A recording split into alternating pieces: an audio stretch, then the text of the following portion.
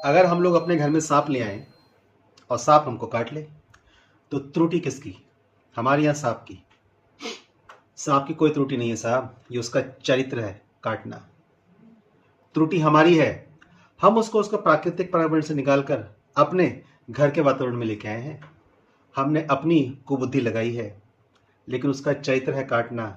नहीं काटेगा तो जो उसको दायित्व इस प्राकृतिक पर्यावरण के अंतर्गत यानी कि नेचुरल एनवायरनमेंट के अंतर्गत मिले हैं, वह उन्हें ठीक से कर नहीं पाएगा। अगर हम पर्यावरण का अध्ययन करते हैं तो इकोलॉजी की स्टडीज में, एनवायरनमेंट की स्टडीज में हमको एक कॉन्सेप्ट मिलता है, इकोलॉजिकल निच, अर्थात परिस्थितिकी आब घोंसला। इसको हिंदी में भी नीशे लिखते हैं, तो जनरल रूप से उसको पढ़ते हैं नीशे, NICHE, नीशे। हिंदी में भी इसको नीशे पढ़ते हैं। शुद्ध हिंदी में इसका अर्थ होता है आब, घोंसला, क्योंकि सांप का वहां पे कार्य है। सांप अपने आप में खाद्य श्रृंखला का प्रमुख घटक है, जो कि मेंढक वगैरह का हरण करता है, खाता है उनको। तो खाद्य श्रृंखला का वह द्वितीय उपभोक्ता, सेकेंडरी कंज्यूमर है सांप। तो त्रुटि किसकी थी? त्रुटि हमारी थी। हम अपनी कुबुद्धि के कारण ऐसा मान के चलते हैं कि मैं इसको प्रेम करूंगा और फिर ये मेरे प्रेम में रस बच जाएगा और यह मेरी तरह ही व्यवहार करने लगेगा। तो ये कुबुद्धि हमारी है, सांप की नहीं। सांप का चरित्र है काटना, सांप का चरित्र है काटना। और जो टाइटल है उससे आप समझ के होंगे, इस सांप का चरित्र है काटना। इस वीडियो को देखिए, फिर आगे की बात करता हूं आपसे। ने सेल्यूकस की पुत्री हेलेना से उत्पन्न पुत्र को जब राज्य इस देना वीडियो का चाहा अध्ययन था, कर रहे हैं तो यह व्यक्ति हमसे क्या कह रहे हैं? उन्होंने कहा कि था चाणक्य नीति के माध्यम से ये हमको विदेशी बताने का महिला प्रयास को कर रहे कभी हैं विदेश कि भक्त विदेशी नहीं मूल का बोल व्यक्ति कभी भी उस देश का नहीं हो सकता जिस देश में वह रहता है। दो उदाहरण दूंगा, फिर उसके बाद आगे की ओर बढ़ूंगा। पहला उदाहरण आता है जब सोनिया गांधी इस देश की प्रधानमंत्री नहीं बन पाएंगी, तो देश की जनता के सामने क्या रखा गया कि सोनिया गांधी ने सैक्रिफाइस, समर्पण कराया है। मूर्खता की बातें हैं साहब। विधि, व्यवस्था, law, policy, state policy, polity क्या कहती है? और पॉलिटी ये कहती है कि भारत के नागरिकता कानून में यह लिखा हुआ था, जब सोनिया गांधी प्रधानमंत्री बनने वाली थी, कपड़े वगैरह सबसे चला के तैयार थे, उनके घर के परिवार के लोग, माता पिता, उनकी बहनें भी आ गई थी कि बहन या बेटी इस देश के प्रधानमंत्री की शपथ लेने वाली है। तब सुब्रमण्यम स्वामी जागे।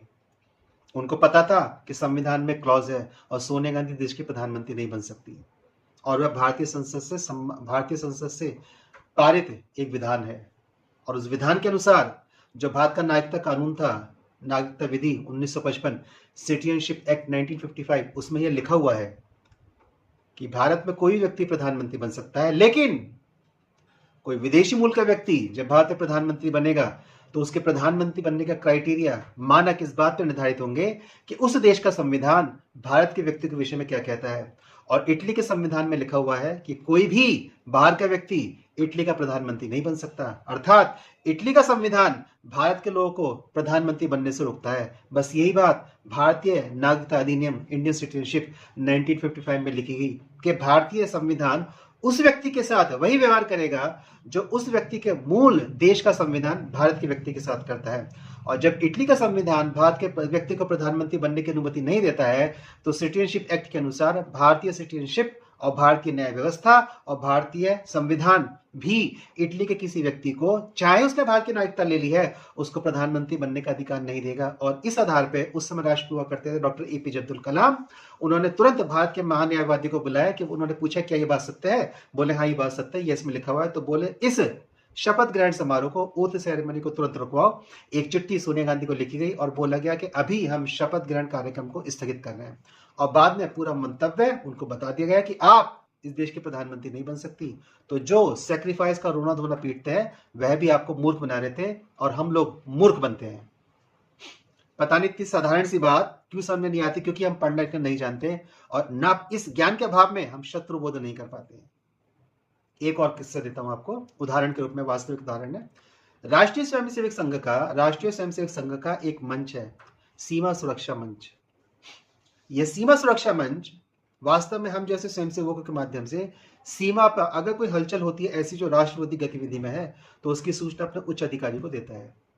उस समय भारत के राष्ट्रपति हुआ करते थे प्रणब मुखर्जी। मैं आपको 2012 से बाद की बात बता रहा हूं।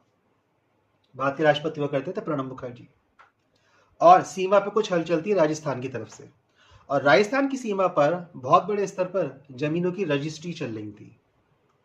और उन रजिस्ट्रियों में चूंकि उसमें बीजेपी की सरकार वहां पर नहीं थी, उनको लोकल एडमिनिस्ट्रेशन के माध्यम से सहायता दी जा रही थी और पाकिस्तान के लोग भारत में आकर यहाँ पर रजिस्ट्री करवा रहे थे।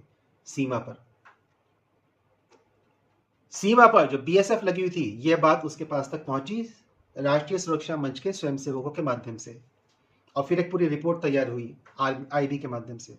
और यह रिपोर्ट उस समय के राष्ट्रपति डॉक्टर प्रणब मुखर्जी को दी गई थी, और प्रणब मुखर्जी ने इस पे एक्शन लेते हुए उस समय उन सीमा के क्षेत्रों में पंजीकरण रुकवा दिया था, क्योंकि तब प्रणब मुखर्जी से कहा गया था कि अगर युद्ध की स्थिति बनती है, भारत पे किसी प्रकार का आक्रमण होता है, तो एक गोली सामने से आएगी, एक गोली पीछे से। वही गोली राहुल गांधी इस समय पीछे से चला रहा है।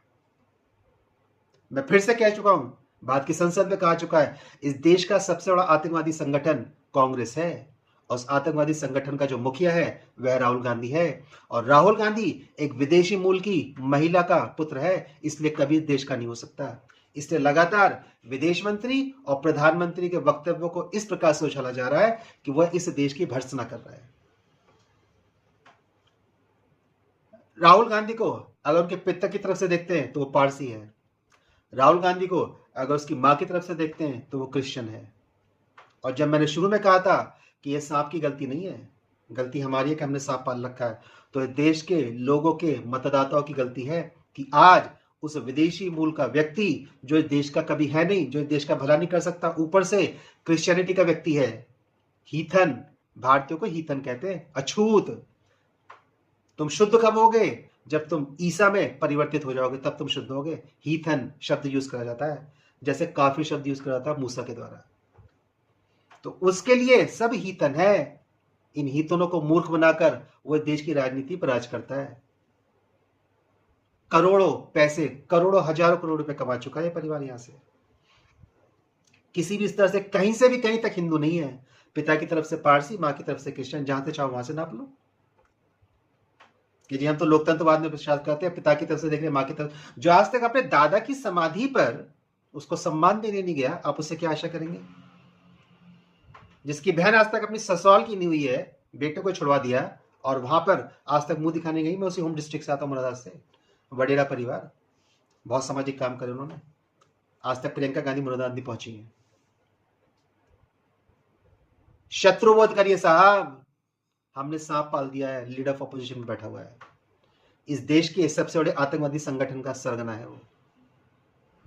और जब पूरा विश्व आतंकवाद ऑपरेशन सिंदूर पे भारत के साथ है, तो केवल दो ही समुदाय कह रहा हूं मैं, केवल दो ही समुदाय, एक पाकिस्तान और दूसरा कांग्रेस विरोध में है। पाकिस्तान सामने से गोली मार रहा है, कांग्रेस पीछे से गोली मार रही है, और राहुल गांधी डेली शॉट लगा रहा है। इसलिए निवेदन है, इस शत्रुबोध को समझिए, क्योंकि क्रिश्चियनिटी में क्रूसिफिकेशन का कॉन्सेप्ट है, ट्रिनिटी या क्रूसिफिकेशन। ट्रिनिटी अर्थात शुद्धता, इस पूरे विश्व को शुद्ध करना है, इसलिए युद्ध करना होगा, इसलिए क्रूसिफिकेशन करना होगा, साधारण भाषा में जुदा। ये बेसिक थीम है, कॉन्सेप्ट है, इसको समझना पड़ेगा। अंत में सांप हमने पाला है, हमको काटेगा, सांप की त्रुटि नहीं है। सांप को दोष मत दीजिए, कुबुद्धि को दोष दीजिए। हमें अपनी कुबुद्धि को दोष देना पड़ेगा।